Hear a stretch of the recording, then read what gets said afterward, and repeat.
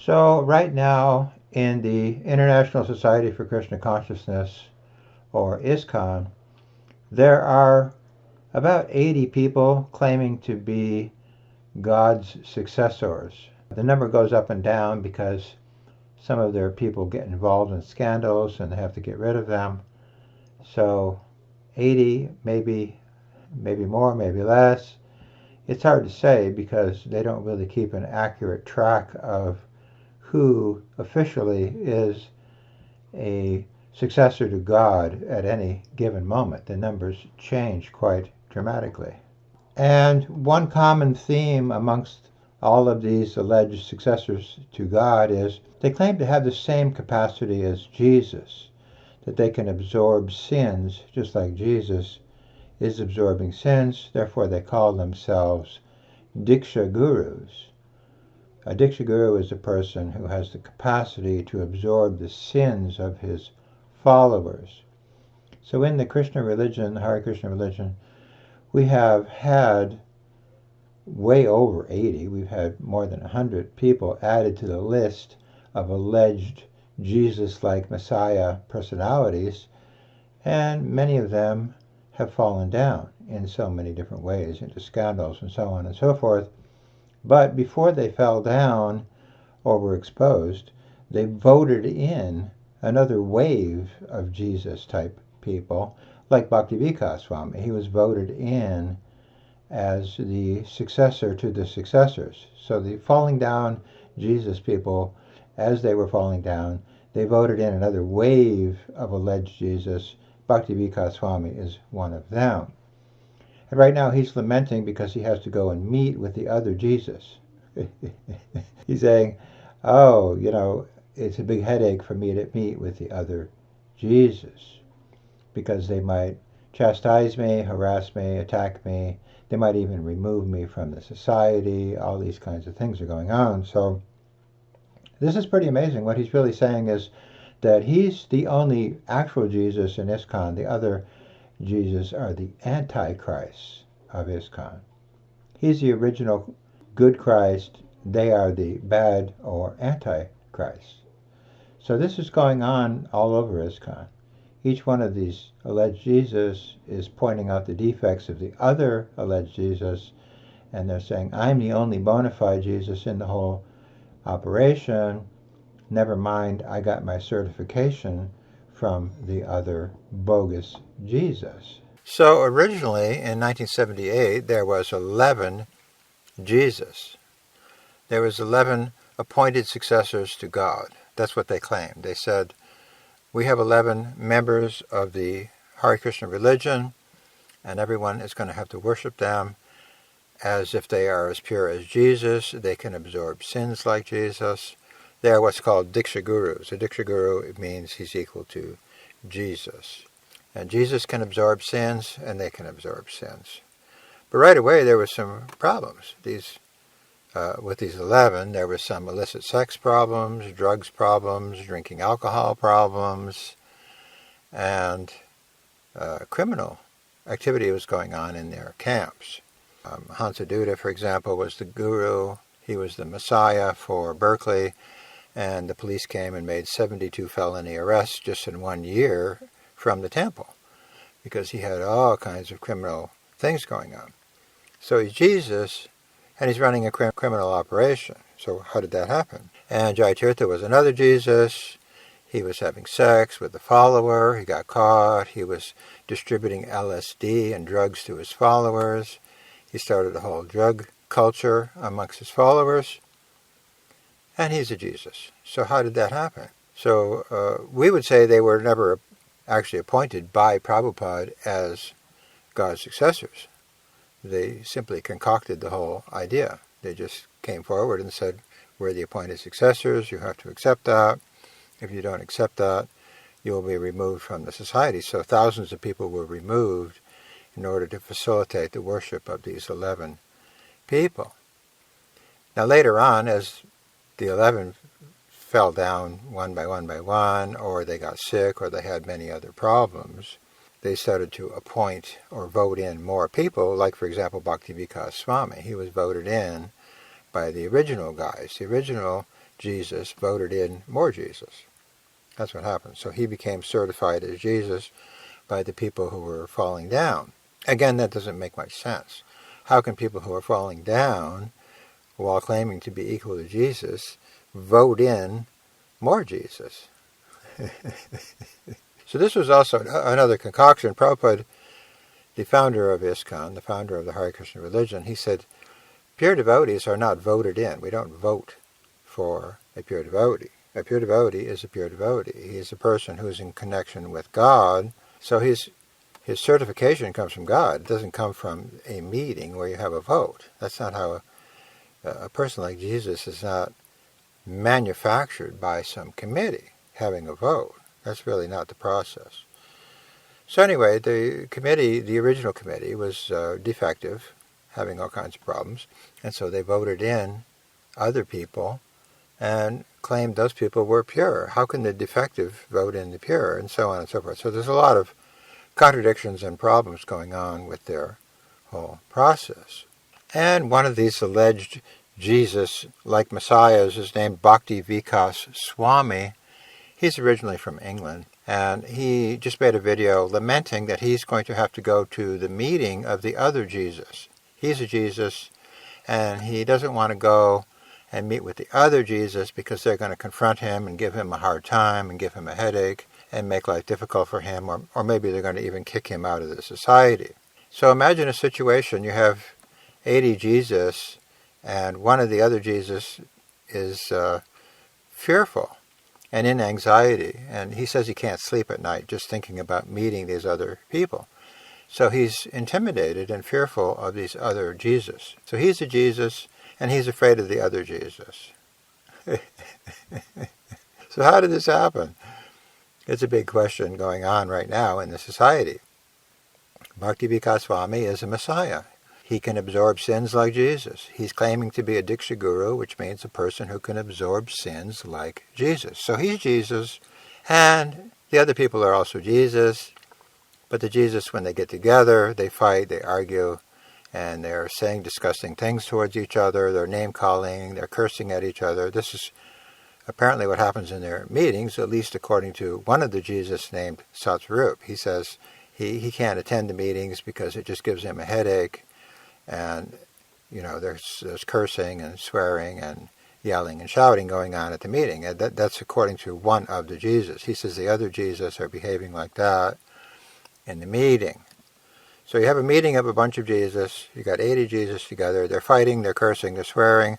And one Jesus is afraid to go to the meeting with the other Jesus because he's intimidated, harassed, etc. So what kind of Jesus are they producing? That's the question. And why does Bhakti Vikas think he's a Jesus and they're also Jesus if they're always fighting and arguing amongst themselves, which he even admits? He can't sleep at night thinking he's going to go associate with the residents of God's world. He's going to go meet with the residents of heaven, and he's in anxiety about that. So what does that say about his opinion of the residents of heaven? The residents of heaven give me a headache. The residents of heaven are giving me a hard time. The residents of heaven might be kicking me out of their meeting, and the residents of heaven might be swearing and cursing at me. How did these people become residents of heaven? That's the question right now. So in December of 1978, the leaders of ISKCON declared that 11 members of the governing body or the management body of the society were now the successors to God, the Guru's successors to God. They were as pure as God, and they had been appointed to that post by Prabhupada. However, there was no real evidence that Prabhupada had appointed these people to that post. For example, if Prabhupada had wanted 11 people to be worshipped as his successors, certainly he would have spoke about that at length and explained how this was all going to work. That never happened. We never had any announcement when Prabhupada was here that after he would leave, 11 people would be his appointed Guru successors, and they would be as pure as God, and they would be worshipped as pure as God. He never announced this, never mentioned this, never discussed this.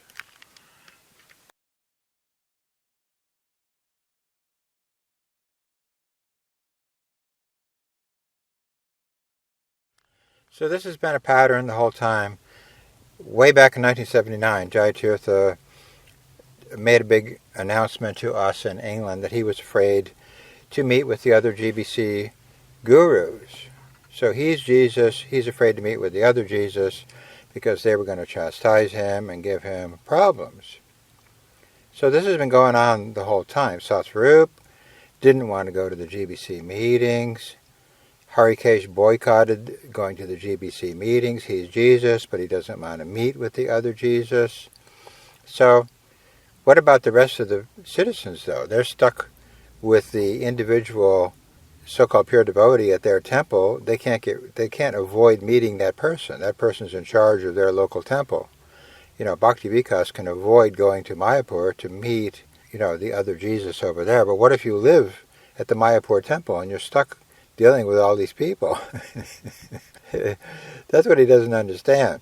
He wants you to surrender to these other Jesus. You're stuck with some unfortunate luck of being under their command, but he doesn't want to be under the direction of the other bogus Jesus. You have to be under the direction of the other bogus Jesus, not him.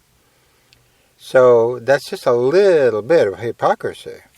And when I was living in Los Angeles, there was a temple administrator, Dennis Brown, his name is, Govinda Dutt, and he was sending his kid to a Christian school because his kids got out of the car. They were carrying coloring books of Jesus, and he said, I can't send my kids to the GBC school. I don't want them to be molested. I have to send my kids to the Christian school.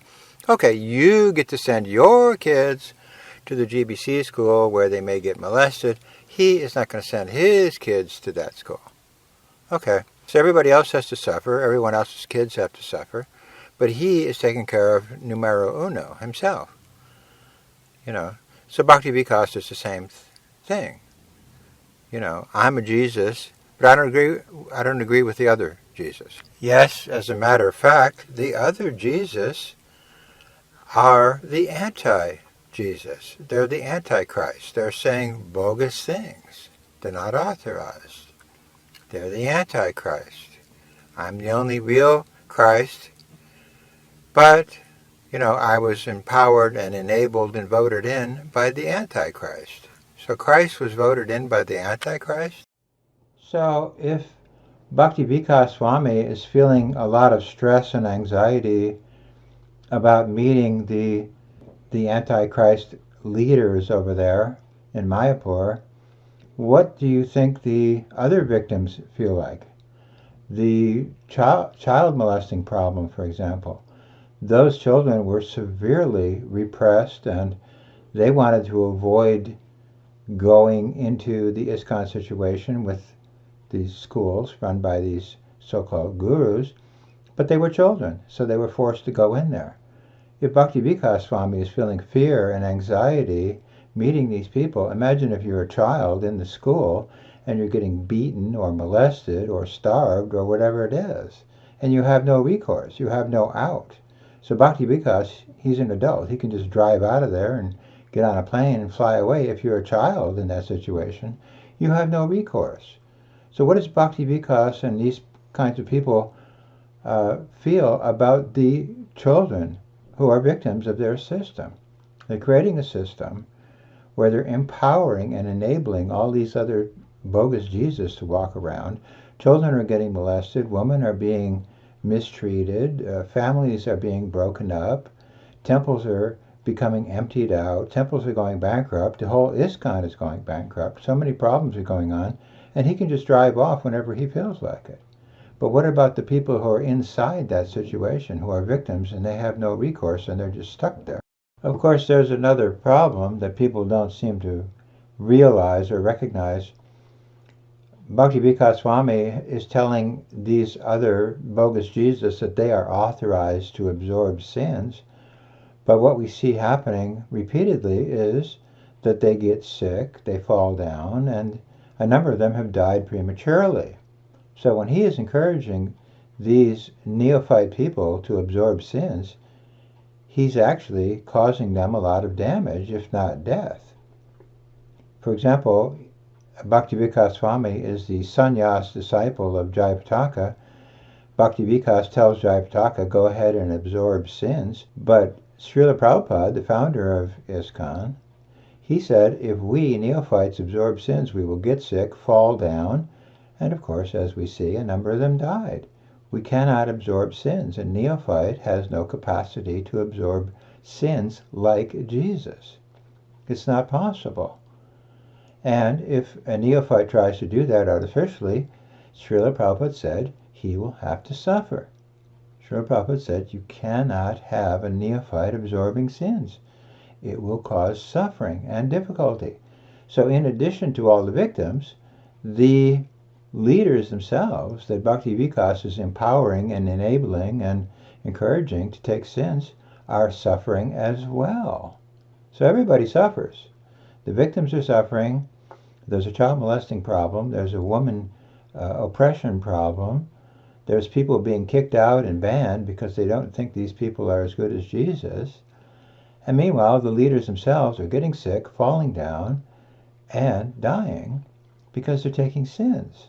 So it's like everybody suffers in this situation. There's not one single person who is safe from all these situations. It's just not working. And in the meantime, Bhakti Vikas says, well, I can't really go to Mayapur. Well, Mayapur is the headquarters of his sannyas guru, Jayapataka. Jayapataka is the leader of Mayapur. Bhakti Vikas says everybody should go to Mayapur and worship Jayapataka, but he doesn't even want to go there himself. He's trying to avoid that place.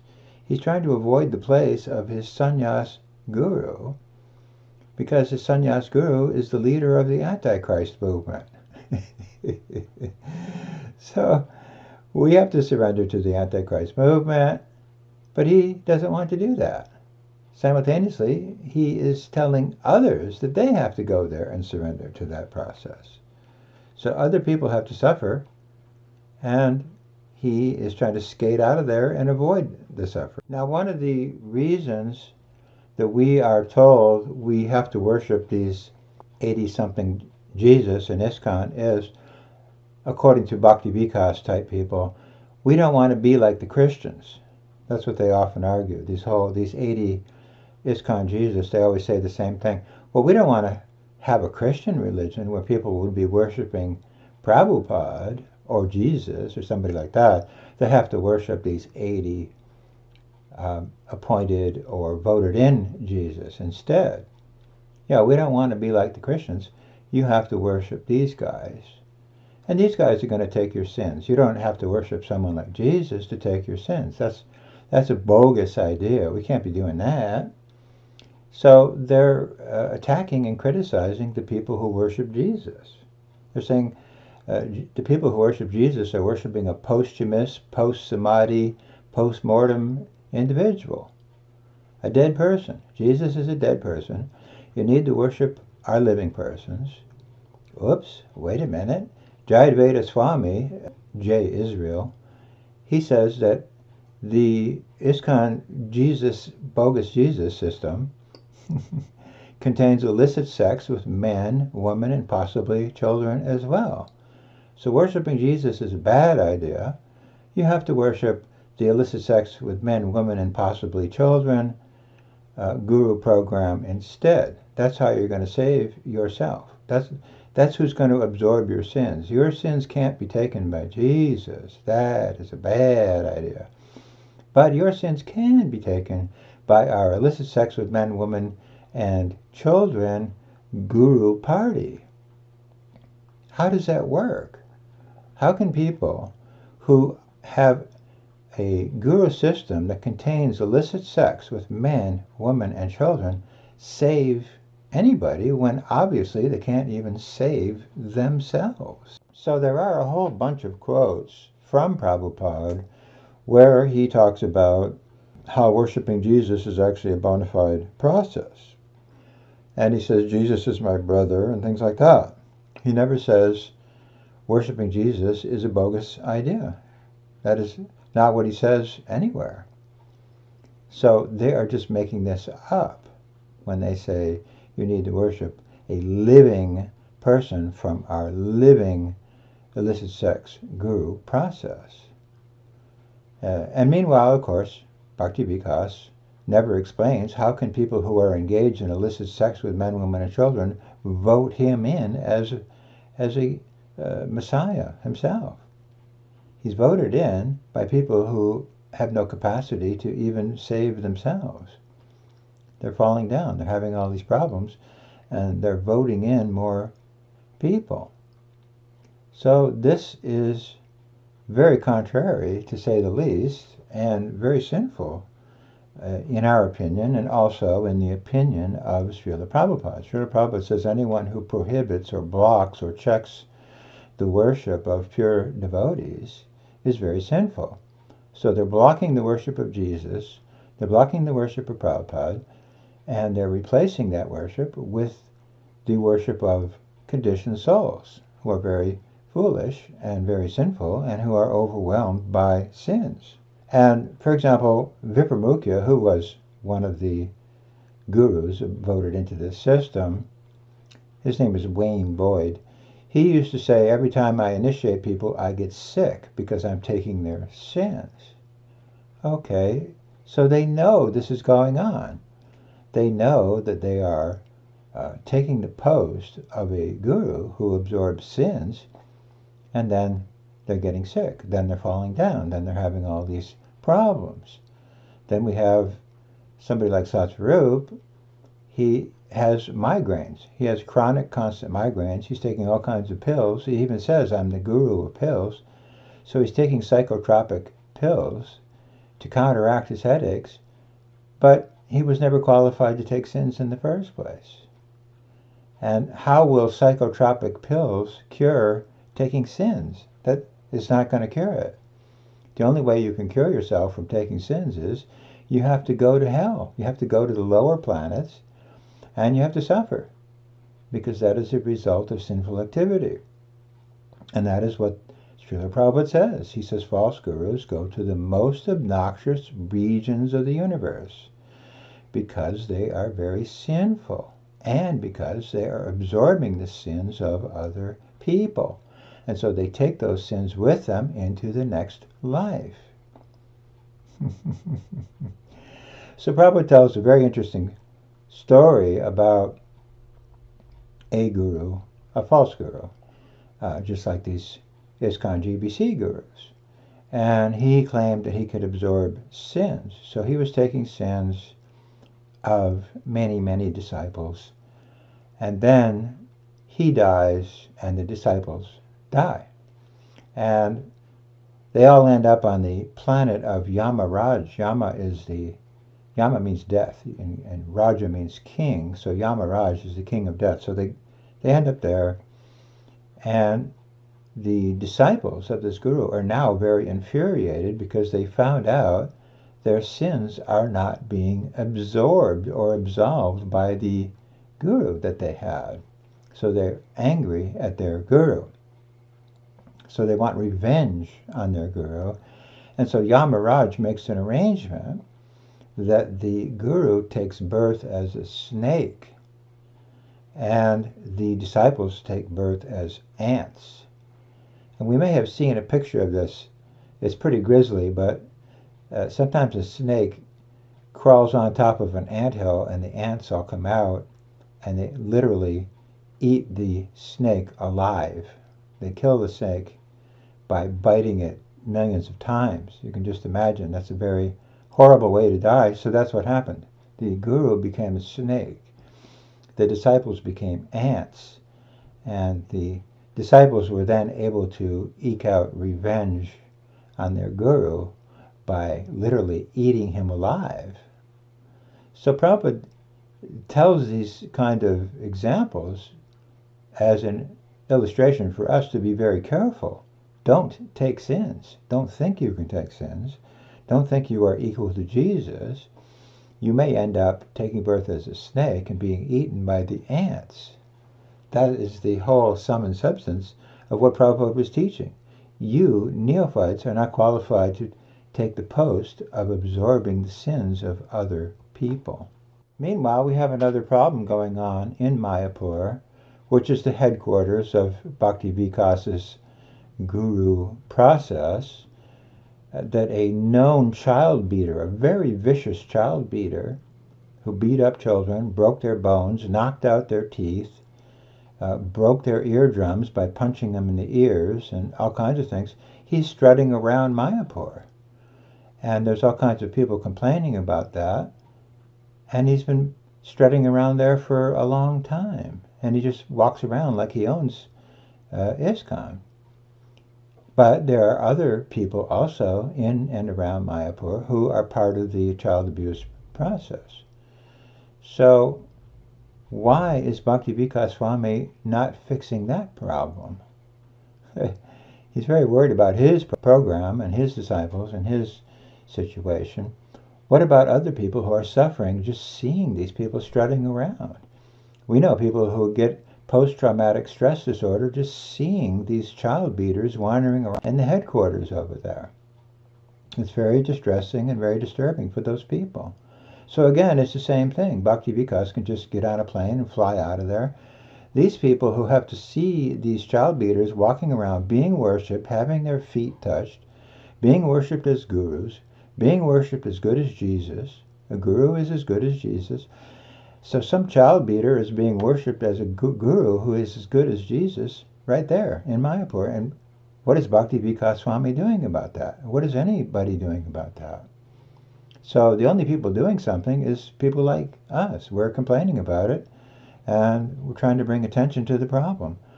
Bhakti Vikas Swami, we never hear a peep out of him about all these kinds of situations. So everybody else has to suffer.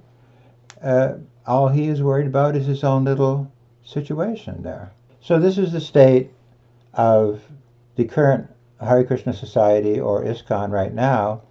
We have people who are claiming to be Jesus like individuals, or they have claimed that, and clearly they're not qualified because all kinds of crimes are going on left, right, and center in and around ISKCON. It's getting sued for child molesting. Police are raiding ISKCON properties. All kinds of things are going on because these people are not pure. And even in their own group, Harikesh doesn't want to attend the meetings. Jai Tirtha doesn't want to attend the meetings. Hansaduta doesn't want to attend the meetings. I'm Jesus, but I don't want to meet with the other Jesus. Because the other Jesus are rats and rascals and deviants. I don't want to see their faces. I don't want to associate with them. So what kind of society is that where there's a group of Jesus and they hate each other's guts and they don't want to meet with each other and they don't like each other and they're resigning from the company of each other and they're avoiding the company of each other and they're talking behind each other's backs and they're giving lectures criticizing each other and so on and so forth? What kind of Jesus society is that? And what kind of advertisement is that for the spiritual world? The spiritual world is full of pure devotees. We're all pure devotees, and we're fighting like cats and dogs, and we don't want to associate with one another. And if I associate with the other Jesus, it's going to give me a headache, and I'm going to have to take a bunch of Percodons and drink some vodka to overcome the headache I get when I meet one of my co-Jesus associates. So these people are all residents of the spiritual world. That's what they're claiming. They're gurus. They're residents of God's kingdom. And yet, I don't want to associate with the residents of God's kingdom. It's going to give me a headache. That's a really bad advertisement for being a resident of God's kingdom. You know, the residents of God's kingdom are a bunch of rats, a bunch of rascals, a bunch of deviants, a bunch of antichrists. I don't want to be with them. Simultaneously, you have to send your family to Mayapur so you and your family can worship them. I'm not going to worship them, but you have to worship them. So that is the standard that's going on right now in the ISKCON society, and we just wanted to bring that to people's attention. And I hope this helps people, and all glories to Srila Prabhupada, and all glories to Jesus.